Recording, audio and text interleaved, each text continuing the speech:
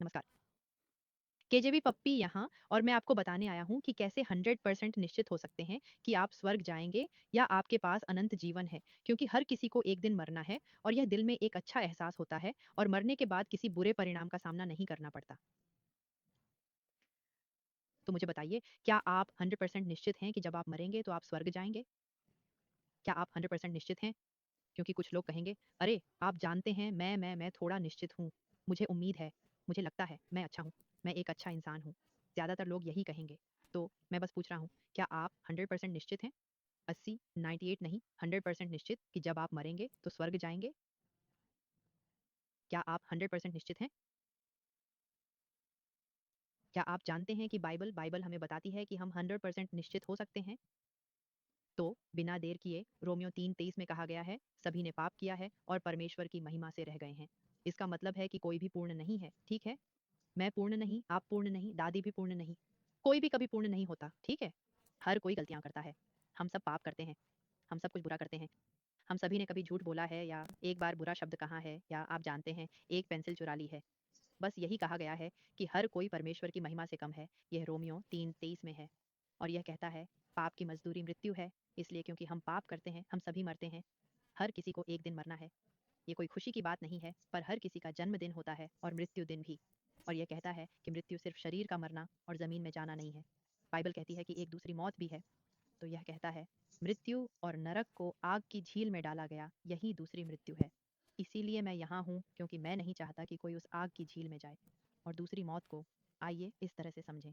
आपकी पहली मृत्यु है आपके शरीर का मरना और दूसरी मृत्यु आध्यात्मिक मृत्यु है। तो दूसरी मृत्यु आग की झील है। और प्रकाशित वाक्य 21:8 में कहा गया है, सभी झूठे लोगों का हिस्सा आग और गंधक से जलती हुई झील में होगा, जो दूसरी मृत्यु है। तो देखिए, यहाँ सभी झूठे कहा गया है। तो अगर आप एक भी झूठ बोलते हैं तो आप झूठे हो जाते हैं मेरे दोस्त। प्रकाशित वाक्य 21:27 में स्वर्ग के बारे में कहा गया है कि वहां कोई अपवित्र चीज या जो कोई घृणित काम करता है या झूठ बोलता है प्रवेश नहीं कर सकता। एक झूठ आपको स्वर्ग से बाहर कर देता है, क्योंकि स्वर्ग एक पूर्ण स्थान है। और अगर आपने एक भी झूठ बोला तो आप पूर्ण नहीं रहे। तो आप देख सकते हैं कि हर कोई, हर इंसान कमी में है, जैसा कि वह वचन कहता है। हम सभी परमेश्वर की महिमा से कम पड़ जाते हैं। यह एक समस्या है, क्योंकि परमेश्वर हमसे प्रेम करता है। वह नहीं चाहता कि हम आग की झील में जाएं। तो क्या आप जानते हैं उसने क्या किया? उसने कुछ किया। रोमियो 5:8 में कहा गया है, परमेश्वर हम पर अपना प्रेम प्रकट करता है कि जब हम पापी ही थे तब मसीह हमारे लिए मरा। तो यह मसीह कौन है? ये यीशु मसीह कौन है जिसके बारे में आपने सुना है या शायद नहीं सुना है? वह कौन है? खैर, मैं यही समझाने आया हूँ। तो बिल्कुल शुरुआत में वहाँ था, जब परमेश्वर ने पूरी दुनिया बनाई तब उन्होंने आदम और हव्वा को बनाया। उत्पत्ति 1:27 में लिखा है, परमेश्वर ने मनुष्य को अपने स्वरूप में बनाया, परमेश्वर के स्वरूप में उसे बनाया, नर और नारी उन्हें बनाया। फिर उन्हें बस एक नियम दिया, सिर्फ एक। वहां उस पेड़ का फल मत खाओ, जैसा कि उत्पत्ति 3:1 में है, जब उन्होंने नियम तोड़ा। इसमें कहा गया है, अब सर्प मैदान के किसी भी जानवर से अधिक चालाक था जिसे प्रभु परमेश्वर ने बनाया था। और उसने स्त्री से कहा, क्या सच है कि परमेश्वर ने कहा है, तुम बगीचे के किसी भी पेड़ का फल नहीं खा सकते? और उत्पत्ति 3:6 में कहता है, जब स्त्री ने देखा कि वह पेड़ खाने के लिए अच्छा है, देखने में सुंदर है और बुद्धिमान बनाने के लिए वांछनीय है, तो उसने फल तोड़ा और खाया और अपने पति को भी दिया और उसने भी खाया। तो वही वह पहला पाप था। और यह आदम और हव्वा जोड़ा, उन्होंने बच्चे पैदा किए, आप जानते हैं। और उनके बच्चे हुए और उनके बच्चे हुए और ऐसे ही चलता रहा। और यही कारण है कि हम इस स्थिति में हैं। रोमियो 5:12 में कहा गया है, इसलिए एक मनुष्य के द्वारा पाप जगत में आया और पाप से मृत्यु, और इस प्रकार मृत्यु सब मनुष्यों पर आई, क्योंकि सब ने पाप किया। तो चूंकि हम आदम हव्वा से आए, हम सब पाप करते हैं। हम सब कमी रखते हैं। और उत्पत्ति 3:15 में परमेश्वर ने एक वादा किया। उसने कहा, मैं तेरे और स्त्री के बीच बैर रखूंगा, वहां सांप से बात करते हुए, और तेरे वंश और उसके वंश के बीच भी। वह तेरा सिर कुचलेगा और तू उसकी एड़ी को। यह बाइबल में यीशु की पहली भविष्यवाणी है। परमेश्वर ने वादा किया था कि शुरुआत से ही गलत को सही करने के लिए कोई आएगा। अब लगभग 3200 साल बाद अनुमान लगाइए कौन प्रकट होता है। वह बाइबल में यशायाह है और उसने कुंवारी जन्म की भविष्यवाणी की। यशायाह 7:14 में कहा गया है, इसलिए प्रभु स्वयं तुम्हें एक चिन्ह देगा। देखो, एक कुंवारी गर्भवती होगी और पुत्र को जन्म देगी और उसका नाम इम्मानुएल रखेगी। ओ हो। तो यह पहली भविष्यवाणी के 3200 साल बाद की बात है। और आप जानते हैं क्या हुआ? 700 वर्षों के बाद वह भविष्यवाणी सच हो गई। बिल्कुल सही। यीशु का जन्म हुआ। मुझे नहीं पता कि आपने क्रिसमस के बारे में सुना है या नहीं, लेकिन तब दुनिया भर के लोग यीशु के जन्म का जश्न मनाते हैं।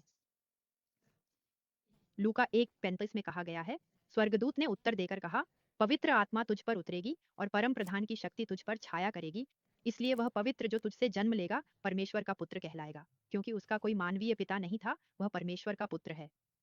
फिर उसका जन्म दाऊद के नगर में हुआ, ठीक वैसे ही जैसे यशायाह की भविष्यवाणी में कहा गया था, बेथलहम में। तब स्वर्गदूत लूका 2:11 में चरवाहों के सामने प्रकट हुए।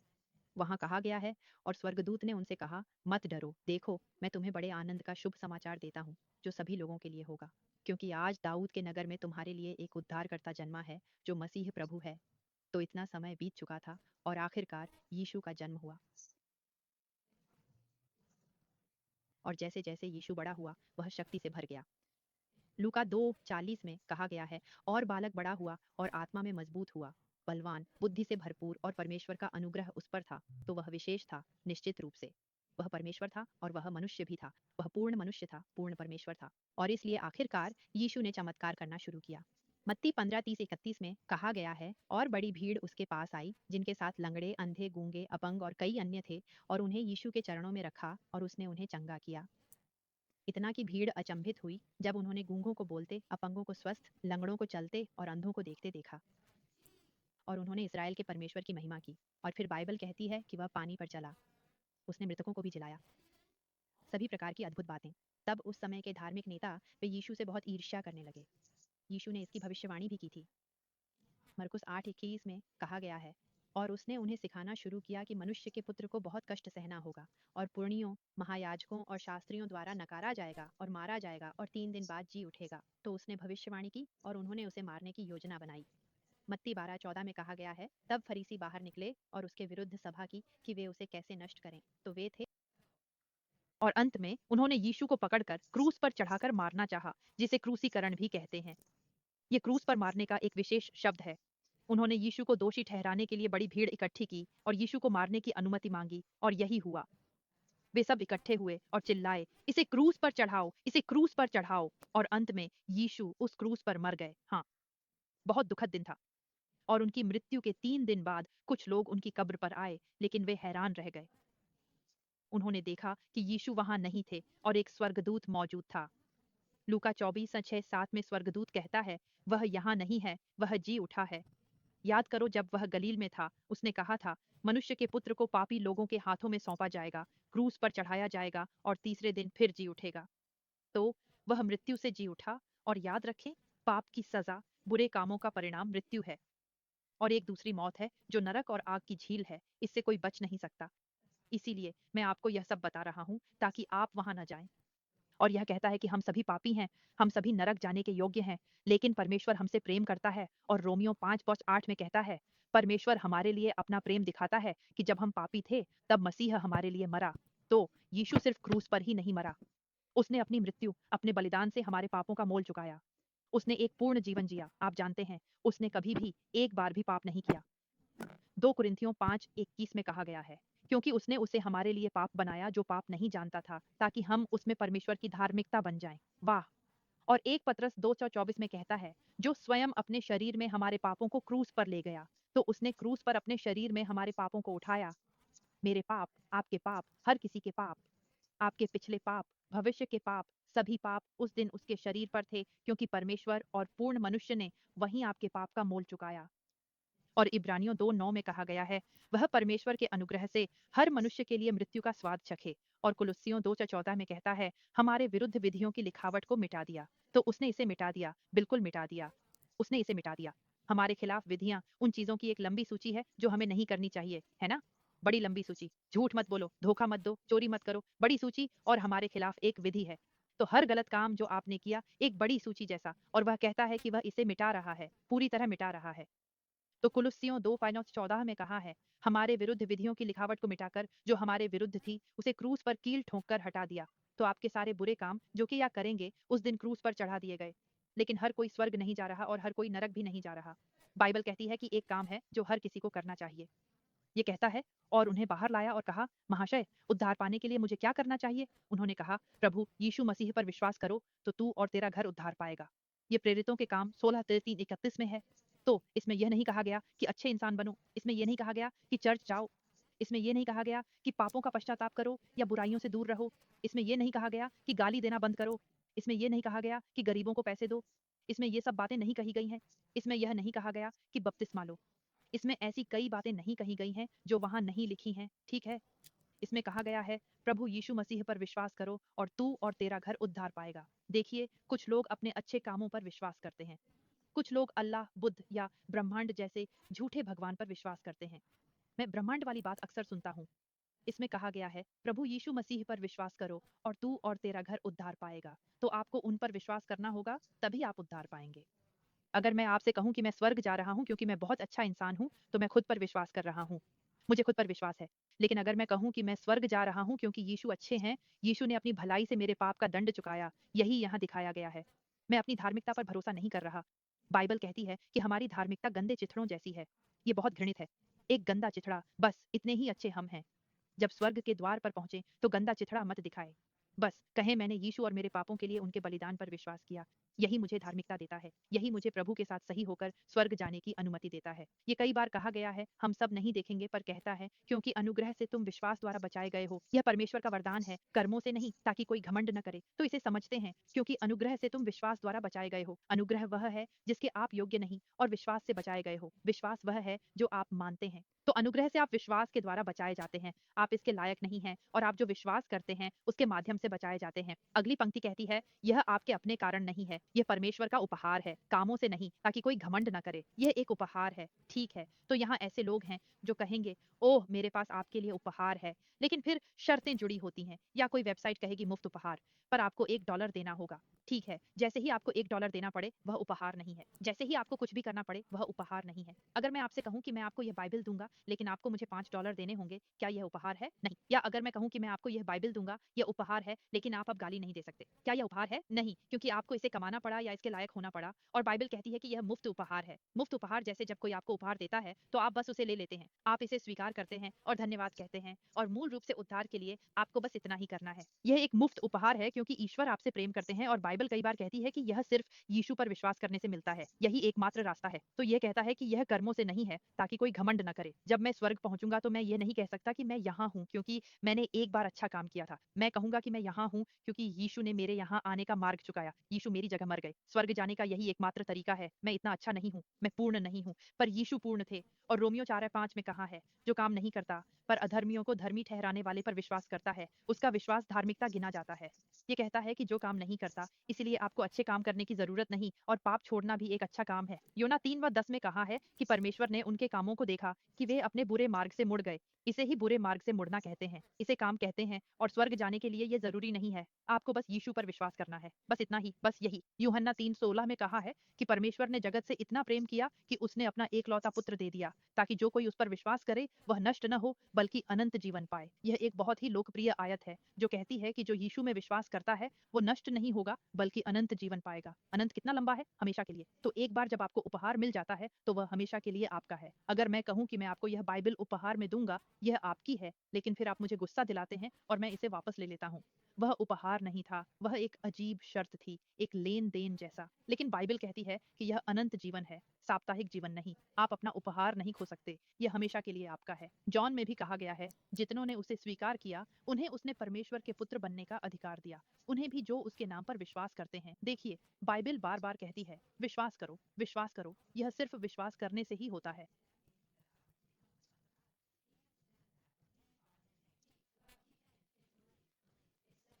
विश्वास करें कि यह सिर्फ यीशु पर विश्वास करने से है, और इस तरह आप परमेश्वर के पुत्र बन सकते हैं।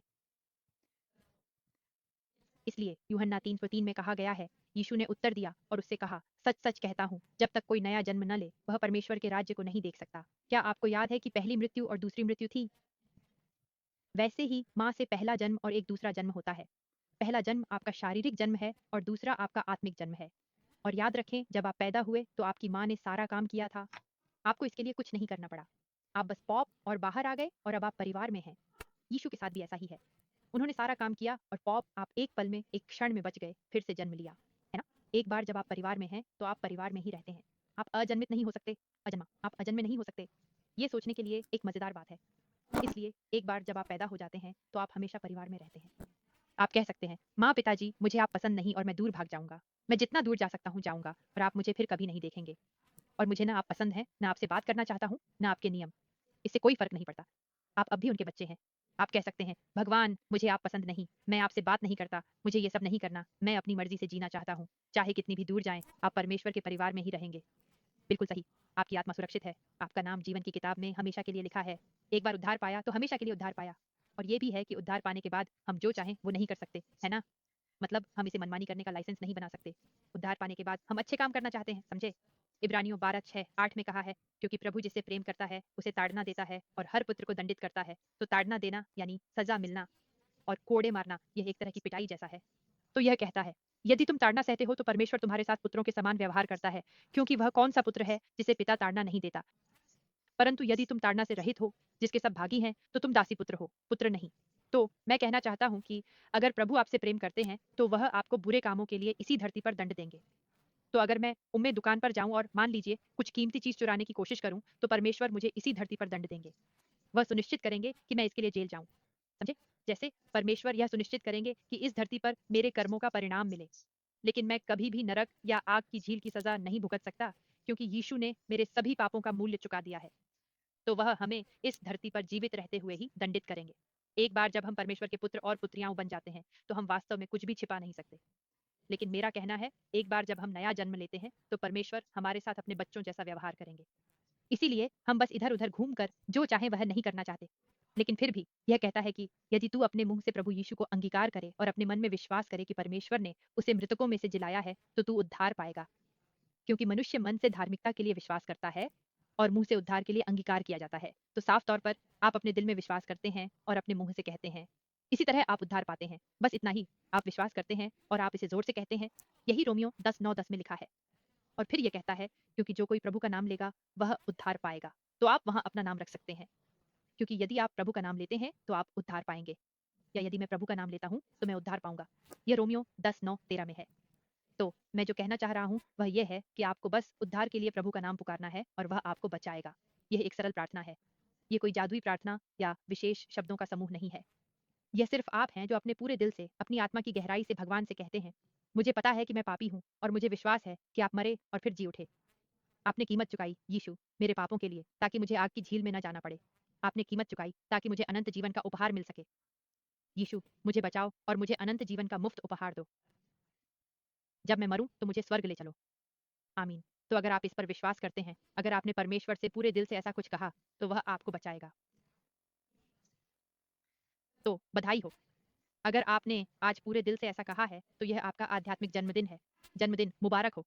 देखिए, अब आपके 2 जन्मदिन हैं, तो चलिए, शायद आपको ज़्यादा केक मिलेगा, पर गंभीरता से जन्मदिन मुबारक। कहा गया है कि स्वर्गदूत स्वर्ग में आनंदित हो रहे हैं और आप इसे खो नहीं सकते। ये कहता है, सच-सच मैं तुमसे कहता हूँ, जो मेरा वचन सुनता और भेजने वाले पर विश्वास करता है, उसके पास अनंत जीवन है और वह दंड में नहीं आएगा, बल्कि मृत्यु से जीवन में पहुँच गया है। तो अब क्या मैं कहूँगा, अपनी बाइबल पढ़ें। मुझे केजेवी पसंद है। ये सैकड़ों सालों से नहीं बदली और कई अनुवादों में अलग-अलग बातें कहती है। मैं अभी इस विषय पर नहीं जाऊँगा। किंग जेम्स बाइबल जैसी है, वैसी ही है। और अगर आपकी भाषा अंग्रेजी से अलग है, तो मैं इसे यहाँ स्क्रीन पर दिखाऊंगा। ये आपकी भाषा में इस्तेमाल करने के लिए अच्छी बाइबल है, क्योंकि बाइबल कहती है कि सभी शास्त्र ईश्वर की प्रेरणा से आते हैं और सिद्धांत, सुधार और धार्मिक शिक्षा के लिए उपयोगी हैं। तो अगर आप ईश्वर को खुश करना चाहते हैं, तो अपनी बाइबल जानें।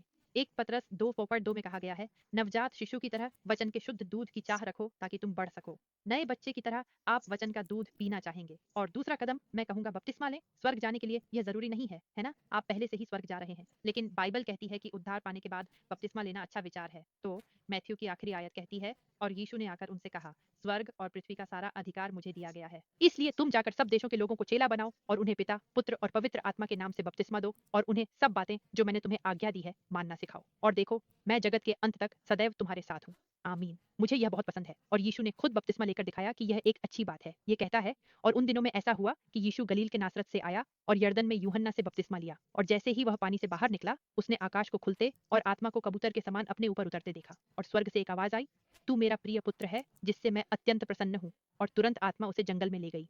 यह मरकुस 1:9-12 है। तो क्या आप चाहते हैं कि परमेश्वर आपसे प्रसन्न हो? उद्धार पाने के बाद बपतिस्मा लें। यह आज्ञाकारिता में एक अच्छा अगला कदम है। और उसके बाद यीशु ने तुरंत अपनी सेवकाई शुरू कर दी। उन्हें अनुयायी मिले, उन्होंने चमत्कार किए। और मैंने देखा है कि बपतिस्मा के बाद लोगों के जीवन में परमेश्वर की शक्ति तेजी से काम करती है। वे बपतिस्मा लेने के बाद परमेश्वर के लिए कई अद्भुत काम करते हैं। इसलिए मैं इसकी सिफारिश करता हूँ। और अगर आपको उद्धार पाने से पहले बपतिस्मा दिया गया था, जैसे कुछ लोगों को बचपन में, तो यह प्रथा बाइबल के अनुसार नहीं है। नहीं, ऐसा नहीं है। ये सच्चा बपतिस्मा नहीं है, क्योंकि बाइबल स्पष्ट रूप से कहती है कि बपतिस्मा उद्धार और नया जन्म पाने के बाद होता है। इसलिए कई लोग दोबारा बपतिस्मा लेते हैं। अगर आप ऐसे हैं तो मैं कहूँगा हाँ, अच्छे चर्च में जाकर दोबारा बपतिस्मा लें क्योंकि बाइबल कहती है कि बपतिस्मा उद्धार पाने के बाद होता है। यह यीशु की मृत्यु, दफन और पुनरुत्थान का प्रतीक है। यही पूरा प्रतीक है कि आप उसके साथ मरते हैं और फिर से जी उठते हैं। तो यह यीशु मसीह में आपके नए जीवन का चित्रण है। इसलिए मैं कहूँगा कि कई लोग दोबारा बपतिस्मा लेते हैं। बिल्कुल सामान्य बात है। यह उनके नए जीवन में पहला कदम है, जिन्होंने मुक्ति का मुफ्त उपहार पाया है। तो मैं कहूँगा कि एक अच्छी बाइबल पढ़ें, बपतिस्मा लें और एक अच्छी कलीसिया खोजें। आप जानते हैं, ऐसी जो कहती है कि मुक्ति एक मुफ्त उपहार है। अगर वे कहते हैं अपने पापों का पश्चाताप करो,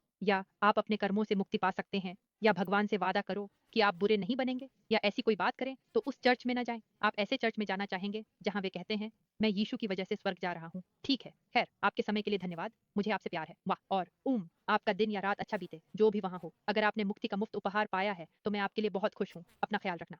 अलविदा।